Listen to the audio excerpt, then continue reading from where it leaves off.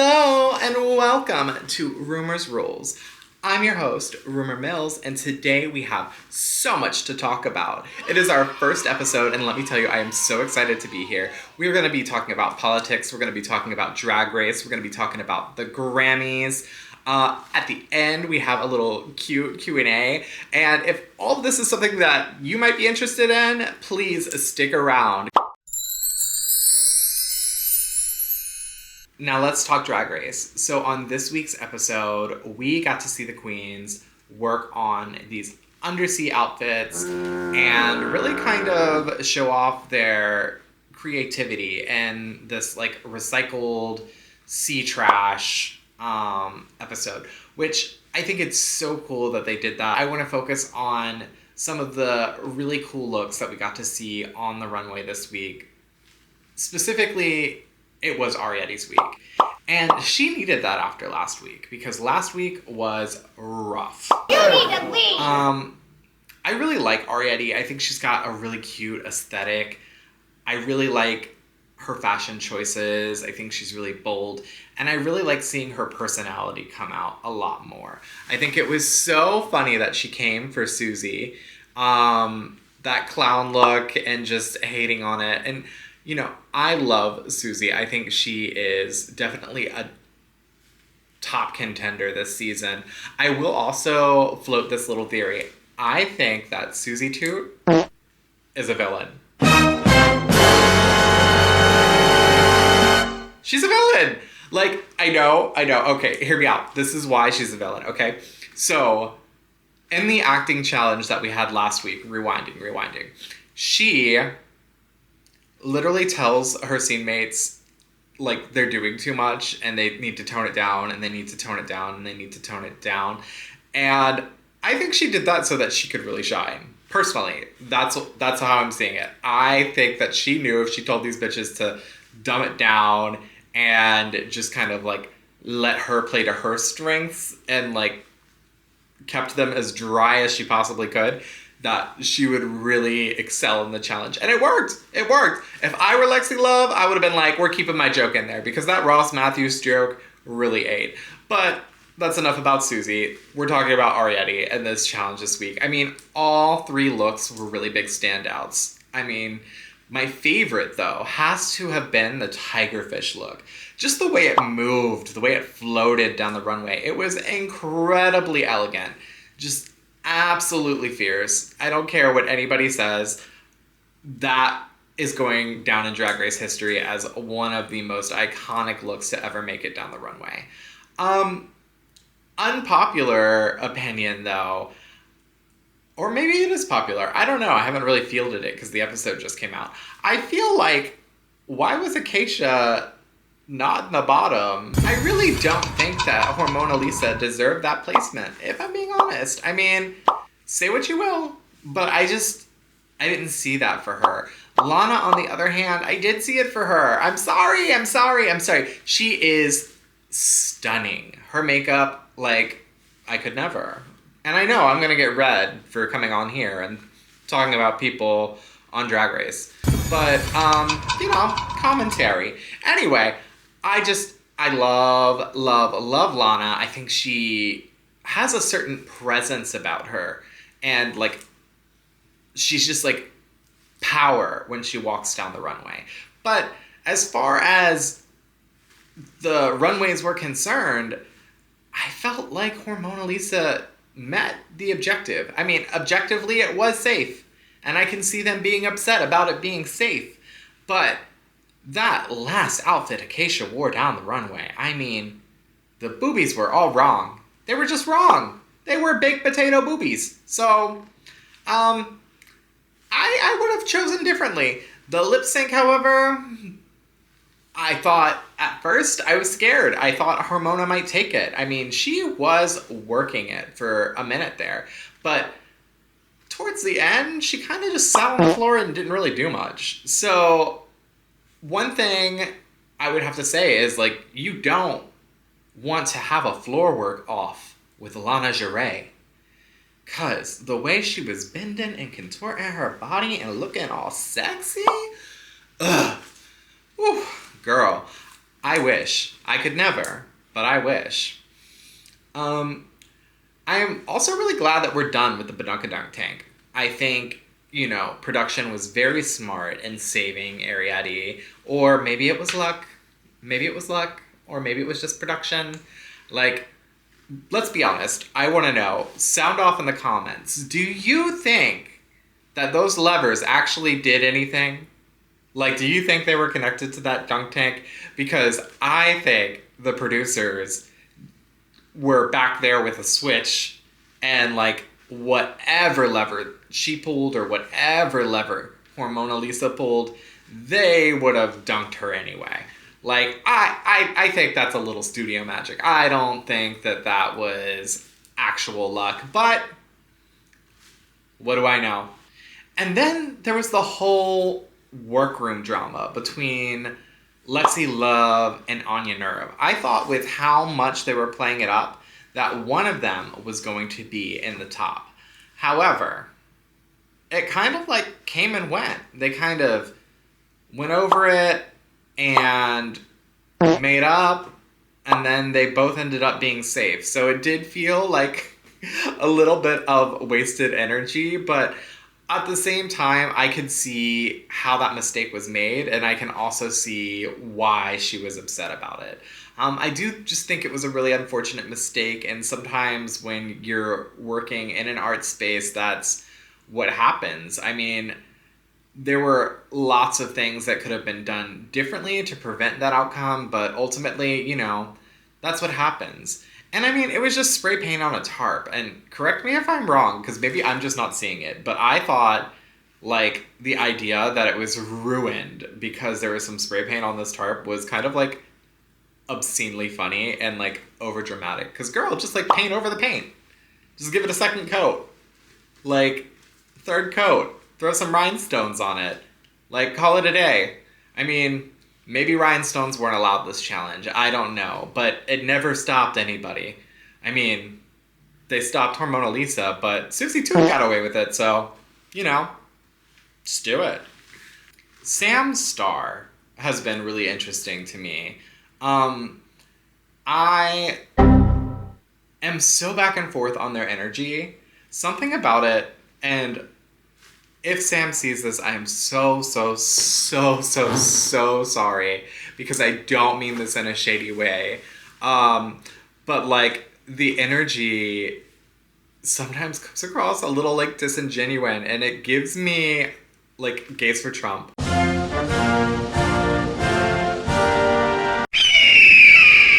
I absolutely am not accusing them of that, but like, I don't know. It was the American flag entrance look.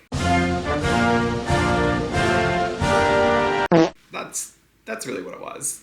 But yeah, I'm loving this season of Drag Race. I think it's so fun. It's definitely a new era. It's like not at all like classic Drag Race, but as we move into a new generation of drag, as drag becomes more and more political, I just think like it is an awesome time to be a fan of this series, and I am so glad it is on TV. Let's talk about the Grammys. Okay, so I'm just going to talk about the one moment that matters the most to me. The Abracadabra video drop. I swear, ever since that video drop, I cannot get that song out of my head. Every 5 minutes, I just kind of feel the beat under your feet. Gaga! The floor's on fire! Oh, na, na! That. I did see, like, one comment on the internet that, like, had me, like, rolling in laughter because somebody said that she reheated her nachos but had an air fryer so they were crispy. And it's very that because, obviously we're going to see some of the similarities between this song and Bad Romance, and, like, we've got our witchy goth girl back, and I love it. I love dark pop. I love everything that she's doing. I loved her performance with Bruno Mars at the Grammys. This era of Gaga is exactly what we need. She is recharging us in our darkest moments, and I am here for it. Here for it. So, while we're on the topic of the Grammys, let's just keep rolling along and talk about Kanye West. What a moment. What a moment, really. And not a good one. I'm just gonna say it. It wasn't a great moment. His wife, his new wife, I am so concerned for her. Every time she's around, it's like you can see the fear in her eyes. She looks like a deer caught in headlights. And he's just like parading her around naked, without shoes, putting her in pain, putting her in these weird situations. And what's weirder is I feel like I remember him going off about Kim Kardashian being naked all the time and dressing too provocatively. And now, like, he does that with his new wife. Like, I don't know. It doesn't make a lot of sense. And the fact that he was so proud of it after, like, he made post after post after post on social media talking about, I'm the most married to the most Googled person in the world. My wife's the most Googled person. Honey, they're Googling her because they don't know who she is. I'm just being honest. Like, you showed up with a naked lady, and then you ran away. People were concerned. It was giving human trafficking is what it was giving. It wasn't giving some cultural moment of significance, if that's what you thought. Something that was significant, though, was on the carpet. Everybody's talking about it, so I have to talk about it. They were interviewing Babyface, and mid-question, they just shout Chappell Roan over this man. This man who is a music industry legend. And they're just, Chappell Roan, Chappell Roan, Chappell Roan. Like, while he's talking, he's answering a question that you asked. You stopped him. You stopped him to ask him a question, and now you're interrupting. Rude. No manners. And so I did see their apology, and they were like, hey, we had producers in our ear, and they were telling us to stop Chappell, and I could have handled it better. I could have done this. I could have done that. You know, I get it. The pressure of the job can be really crazy sometimes. I feel like you could have discreetly handed a mic off and walked over to her, or literally done anything else. We had some historical moments at the Grammys, and I really want to put, like, the focus and attention on that. I mean, Doechii winning Best Rap Album, deserved. Doechii is absolutely amazing. She came to DC during Pride last year. The line was around the block to see her, and it was before she had released Alter Ego. So, like, just seeing, you know, her performing at our local gay bars where, like, the line was still crazy, but that's still, like, such a niche opportunity for somebody with her star power now, right? So just the fact that she was in the community doing that, and now she's on stage at the Grammys, it's just a wonderful thing, like a powerful thing to witness. And there aren't very many women doing it like she's doing it. Like, absolutely amazing. She gets, like, all the kudos. Love you, Doechii. Can't wait to hear the next album. While we're talking about historical moments, best album going to Beyonce? Best country album? Or was it best album? I forgot which one it was, but that was a long time coming. Beyonce deserved that. Beyonce should have like 5 Grammys by now. Like, the woman is a powerhouse. So talented. Just beyond what a lot of artists are providing in terms of content, sound, visuals. Like, I'm just so impressed every time Beyonce releases something. And I love that she's a visionary and she's never really doing the same thing twice. She's always experimenting with her sound and trying new things. I mean, I can't think of somebody who deserved that award more. And her shocked face when the camera panned to her, that was genuine shock. Genuine shock. And I loved it. I live for it. It was the Beyonce moment we needed. Chappell Roan going on stage and advocating for healthcare for young artists was just amazing. Her advocating for trans people was amazing. Lady Gaga going on stage and advocating for trans people was amazing. It was just so great that they're getting put in the forefront. Now, I want to talk to you guys about my favorite product this week. Every week, I'm going to highlight a little something that I personally love. I'm not trying to sell it to you. It's not sponsored content. Trust me, if it were, I'd really like that. So if you're watching and you want to sponsor me, but please do. But no, today I am talking about my nails. So these are a full acrylic set. However, they are press-ons. They are from Loveful Nails. I really, really, really just have fallen in love with these. They are so fun to wear. And like that nail glue, not going anywhere. So if you are a drag queen and you want a full blinged out set, you want to twirl and you want them to come off easy, they also make a wonderful nail glue remover that you just pop right along the seam and these nails pop right back off.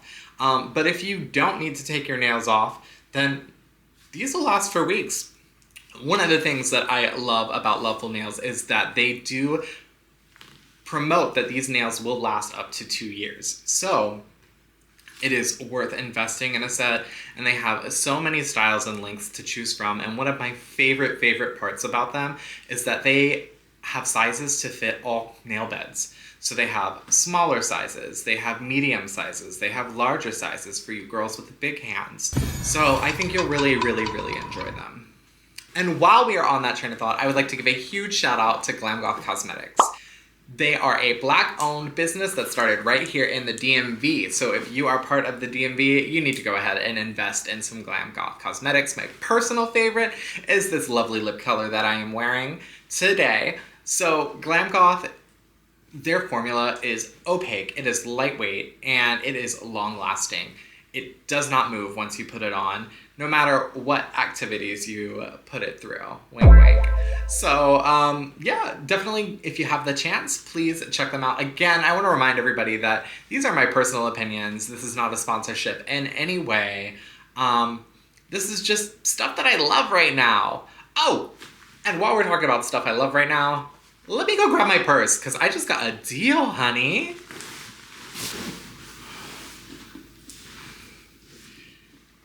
She's beautiful. I love her. So I know oversized bags are kind of over, especially designer oversized bags, but I just happened to be walking around the mall the other day, and one thing about me is that I love a big oversized bag that can just fit any and everything in it. So I picked up this bag from Coach. I know the big bags are kind of over, Coach is kind of over, but I just love the quilting on this and just the style of it. It's like cutesy, demure, mindful. Not very petite though, but that's okay. Oh my God, what is that? Oh my God, what is that? And now we're on to my favorite part of the show where I talk about what me and your dad did last night. Just kidding.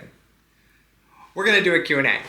So, Axel wrote in and he said, am I, male 27, wrong for sleeping with my best friend's 27 female brother, male 25? Why would he put the male in front of the 25 that time? Weird. I have been best friends with Katie since high school. Her younger brother, by 2 years, has always been around and just kind of inserted himself into our plans. I get that, girl. I had a tag-along brother too, and you know, you want the space. It gets to be a bit much. Last year, he decided to join us for Pride weekend, and we ended up hooking up over the weekend. Okay. So instead of him inserting himself into your plans, it sounds like you inserted yourself into him. Or maybe it was the other way around. I'm just assuming you're the top because you're older. For the last year, whenever Katie passes out, we do it again. So you guys just wait for her to fall asleep? That's weird. Brother, what's that? We have even met up without Katie around. See, that What's that, brother? that sounds normal. You should do that. You shouldn't just hang out with her and wait for her to fall asleep. That sounds weird. Oh, Katie is a lesbian, and she believes her brother is straight. She frequently says things like, I'm glad my parents have at least one straight kid so they can have grandkids. Well, I guess that's a comforting thought, but the assumption, that's on Katie. I don't think you can, be too upset with her for saying things like that, but also it's just a lesson out there. You never know who's gay, so maybe don't say weird things like that, Katie. Why are you gay? Liam has asked me not to out him, as he felt like his parents were disappointed enough in having one gay child, and he wouldn't want to put them through that disappointment again. So, Liam, if you're watching this, I have to say, You are gay. it's your life, not your parents'. Your parents are going to be disappointed in you no matter what. And it's not just because you're the bottom, probably. So Axel says his biggest issue with all of this, aside from lying to his best friend, is that he really loves Liam and he wants to be able to call him a boyfriend and not live their relationship in the closet. What should he do? Well, first and foremost, it is not your job to drag anybody out of the closet. That is for Liam to get comfortable with and do himself. So I don't think you can really do anything.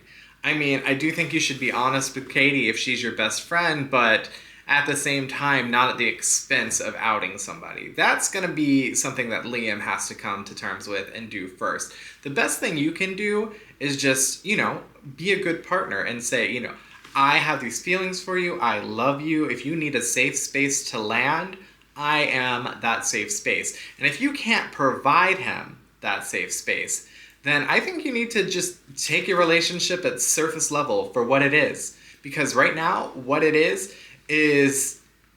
you guys are hooking up and he doesn't want to come out of the closet. And, there's only so much you can do. Like, you guys are in different places in your life, and he can't meet you where you're at if he's not ready to do that. Now, I do think that if he does decide to come out on your behalf and everything's fine with his family and things work out, I think Katie's going to be pretty upset at you because, that's her younger brother that you've known since high school, and I just think it's unavoidable to get those accusations of, grooming and things like that because it's a very real issue and it does happen, and, just like with the age difference and how long you've known him and stuff like that, it could look bad. It could look bad, and you could lose your friendship with Katie. It seems like she's really invested in her brother's sexuality, and not in a West Virginia kind of way, but, it kind of is what it is, and if this was not the advice you wanted to hear, I'm sorry, but I'm a drag queen, not a therapist. And that's our show. Thank you so much for watching. I'm your host, Rumor Mills. I am just so excited to be doing the show with you guys, to just be chit-chatting, talking about what's going on, and just kind of like sharing thoughts and opinions on things. And as always, your feedback and your opinions are so important to me, so please leave them in the comments. I would also really appreciate it if you liked the video and subscribed. You made it this far, so you might as well. And follow me on other social media. Let's kiki across the platforms. This show only comes out on Wednesday, but I am available all week. So you can find me on Blue Sky, Instagram, TikTok until it's gone, and of course right here on YouTube. Until then, kisses. Oh, and what was the name of the show again? Rumors Rules, because we are in what? My house. Bye, everybody. Two top on, looking like an icon. Titty popping out, snap it with the